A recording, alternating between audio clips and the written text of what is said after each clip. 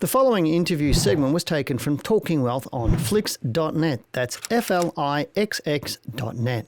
Talking Wealth is brought to you by Wealth Within and presented by Dale Gillham and Janine Cox. To watch the full episode, go to Flixx.net, click on the On Demand section, and then click on Talking Wealth under the Finance section. Or for more information, visit wealthwithin.com.au.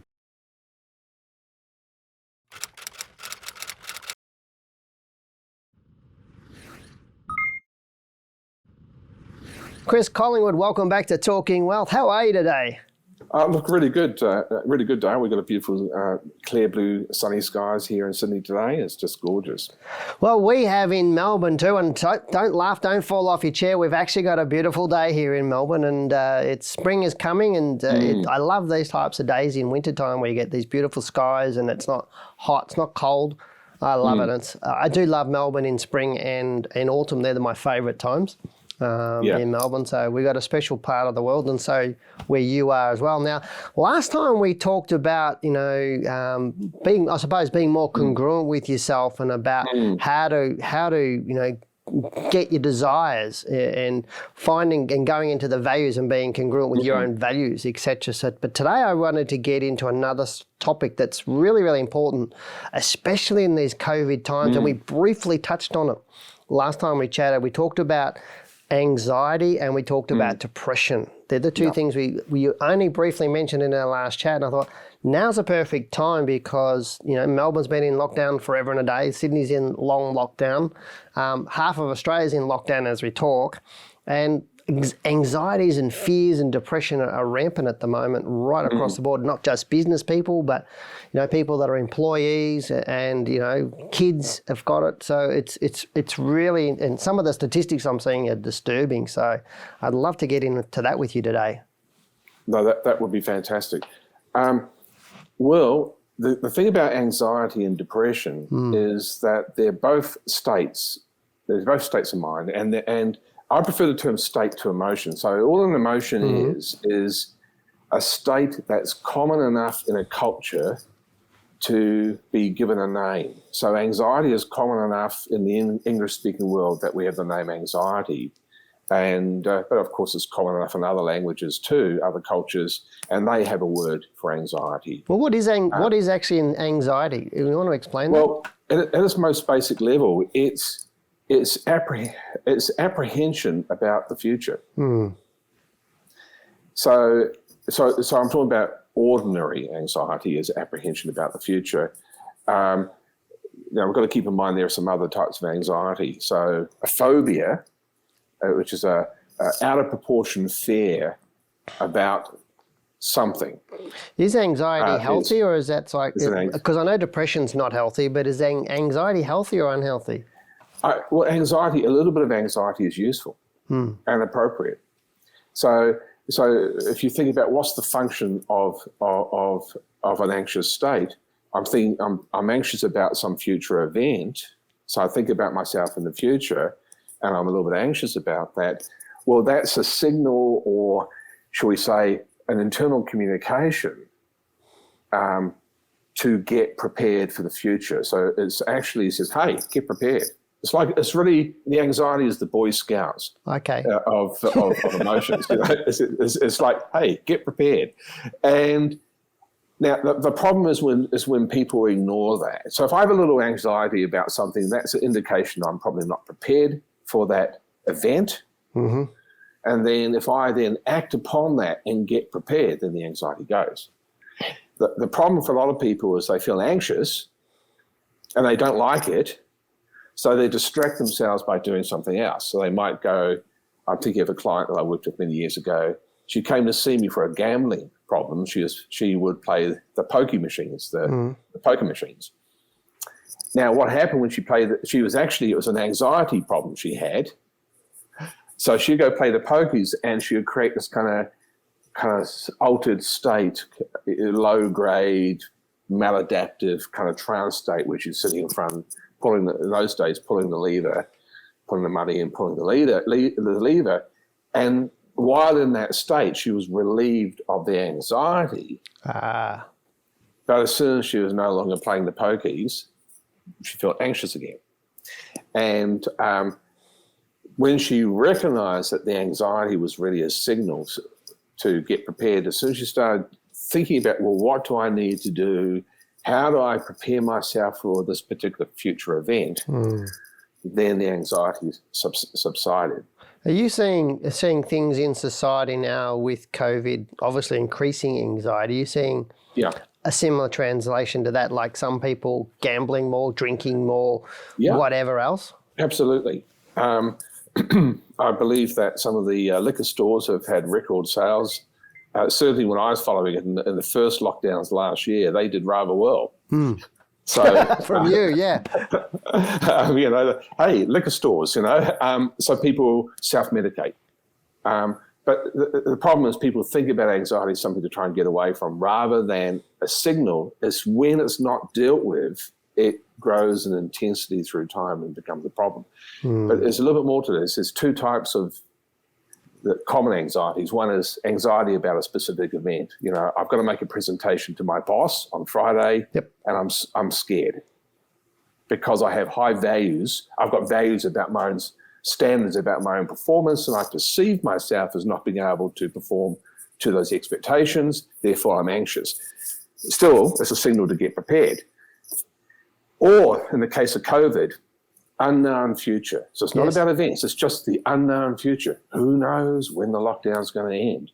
Who knows whether the virus will be contained? Who knows if there's not going to be another variant that takes the world by storm? It's an unknown future. And that's the other type of way that people do anxiety. In both cases, people would think their attention's on what could happen or what might happen rather than what they want to have happen. So I'm in lockdown. I want to take this as an opportunity to further digitize my business, which is what I'm doing. Great. Somebody else, I'm locked down. Oh my God, what's going to happen? And they then envision all sorts of potentially bad things happening, and then they work themselves up into a very nasty, anxious state. And then if the worst comes to the worst, they might start medicating with drugs or alcohol. Yeah, I find it's been interesting. You get people that sort of get into that stuck state, if that is a very technical word, or they implode, but you also see people that explode. It's the opposite. They use it as to their advantage. It's like, hey, things are different. And I know you're, as you said, digitizing your business. You've never... Your NLP courses have always been face-to-face. Now you're moving them into a much more interactive environment, electronically based. And whereas we've always been like that, but we've also taken steps about where do we want to go and what do we want to do, and adjusting those sales. And so, we've had the best years we've ever had, whereas other people do the opposite and regress. And I do want to sort of get more into how, if people are in an anxious state, I'm guarantee you've got some steps to help people to get through that anxious state and change that state. Yeah, and we've got some great psychological tools for that. I think about it as human algorithms. They're mental processes. The process, do the process, you get a change in state. But here's something even simpler, and this is based on very good research. Depression. What they discovered that, and I'm referring to what's known as a meta-study, where the researchers reviewed a whole stack of different research papers on aerobic activity and as a treatment in terms of depression. And what they discovered that if you do aerobic activity, that means your heart rate is elevated for 30 minutes, 3 times a day. According to the meta-study, that is as effective as taking what's known as a selective serotonin reuptake inhibitor, antidepressant drugs. It's just as effective as the drugs. Wow. Without the side effects. Now, the exercise will have other side effects, getting fitter, healthier, etc. It's got some great side effects, aerobic exercise. So the study's been done on aerobic exercise. So that what it means now, certainly in Australia, when we have lockdowns, we're allowed to do an hour's exercise a day with a nominated person, typically your partner, if you have one, or you may have a friend that's been nominated. what an opportunity. Get out there, go for a decent walk, get your heart rate up. You do that every day, you're going to feel a lot better.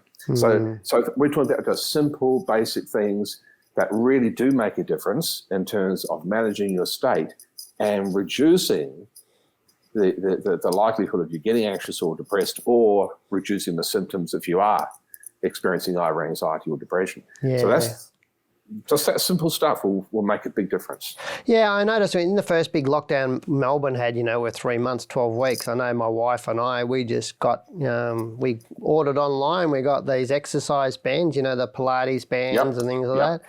And we started, getting on the websites and going through 30-minute, 60-minute programs of all of that. So we could, get through it, because it was such a tough time to get through it. And, and unlike a lot of people, I did the opposite. I wasn't drinking more alcohol. I pretty much didn't drink alcohol at all in that first lockdown. And even now, I haven't had a beer for like 3-4 weeks.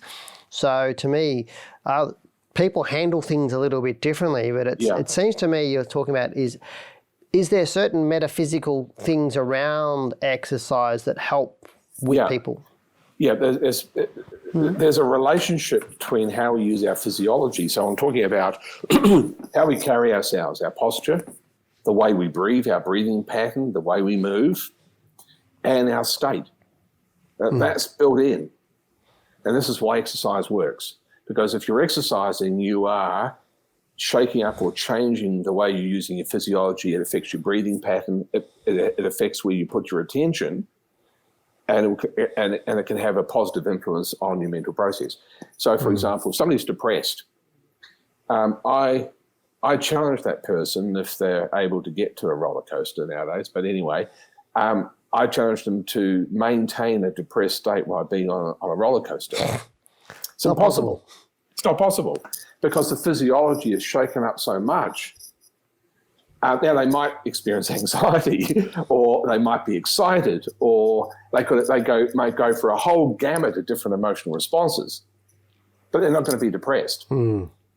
And so one of the things you see with people who are depressed, there's a slowing down in the way they move.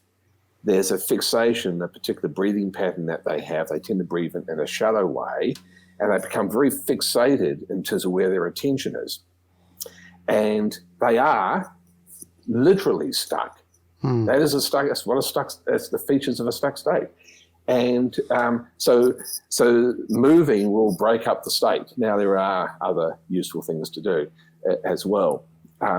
Simple for anxiety, for example, a simple breathing technique works exceptionally well. So you breathe in through your mouth to a count of 5. Sorry, for your nose. Yep. Hold for 5 and breathe out through your mouth for 5. Hold for 5, breathe in through your nose to 5. Hold for 5, breathe out through your mouth for 5. So it's like 5, 5, 5. In for 5, hold for 5, out for 5. And hold for 5, and repeat. And you do that for 10 minutes, your state will change. So that will reduce anxiety. It typically produces a calm state in somebody. That's 1. 2, and this is pretty good for depression as well, sway. If you stand, I like to have the person standing up, so they're using their whole body. If you just gently sway from side to side for 10 minutes, slow, even rhythm. And I might move a little bit this way as well as I'm doing that. That will break up the state. Wow. So when a person's stuck in a state, they're actually, you will see they're stuck in their physiology and their breathing. And it's a simple state management process, and that will break the state. Now, that's not dealing with the cognitive process then. We're not actually cleaning up the anxiety. That's another thing. But for just basic management, breathing and movement will reduce the intensity. And both of those you can do at a train stop, you can do it on a bus, you can do it in an elevator. It won't make any difference. You can do all of that any place you want, and nobody will go, oh, hey, what are you doing? Nobody will know. Except Chris Collingwood. He'll know what you're doing. Yeah, that's right. So that's right. So if I happen to be there, I can spot it. But that's the thing. People won't notice if you're just swaying a little bit.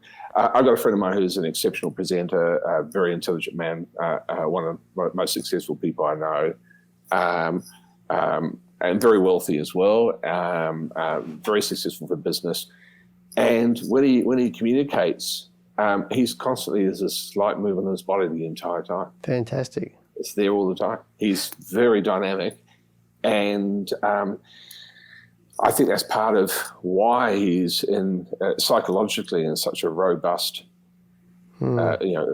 state of mind, is because he doesn't get stuck on anything.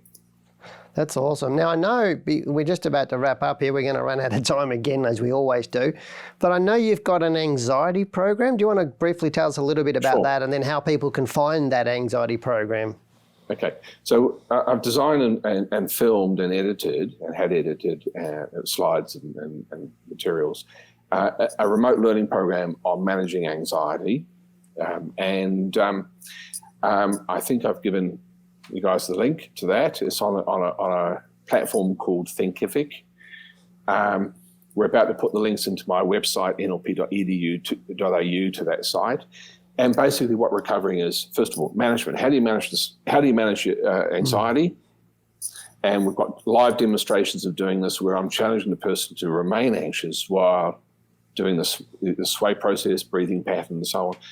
The second part of it, we actually unpack and show you how to find out how does that anxiety work for you? How do you do it? Because it varies from person to person. So how do you think about the future? How are you using your inner dialogue and the way you talk to yourself about yourself and life to generate the state? How does this work? And then unpacking that, and then showing how you unpack that and change it. So if you're a participant on the program, doing this remotely, you'll be able to work out based on guidance how you do it, and then you can change how you do it and you won't have anxiety. Fantastic. So the bottom line, first of all, is how to manage it, because that's simple and you want to start off with that. So that's in your back pocket so you can manage it anyway. Then how does it work for you? How do you unpack it? And then how do you change it so that you reduce the anxiety? Cool. So for people to find out more, they just go to nlp.edu.au at the moment. Another link we'll probably have on the screen as well to the one you mentioned a little bit earlier. It would be under courses, and it would be something like managing anxieties. Cool. Or I think we're going to call it overcoming anxiety. Okay. Is the name we're looking at calling it. So we've just finished the program. We haven't launched it yet, but another week or so it will be launched. Cool. Well, and if they want to catch up with you, I'm sure they can catch up with you on LinkedIn. You're the only Chris Collingwood in Sydney. That's right. And some people say, thank God for that. But Chris Collingwood, again, mate, you've been really brilliant and giving people some really solid strategies. So I suggest people go to your website, nlp.edu.au, and get some great information. I look forward to our next chat. You take care, mate. Thank you very much. Fantastic, Dale. Thank you. For more information on our guest in today's episode, visit the link on screen right now. For more Talking Wealth, visit flixx.net, click on the On Demand section, and then click on Talking Wealth under the Finance section. That's flixx.net. Or visit wealthwithin.com.au, where we have hundreds of informational videos, live shows, and Talking Wealth podcasts. Talking Wealth was voted number 3 in stock market podcasts globally in 2018 by FeedSpot. For more information on our courses, visit wealthwithin.com.au.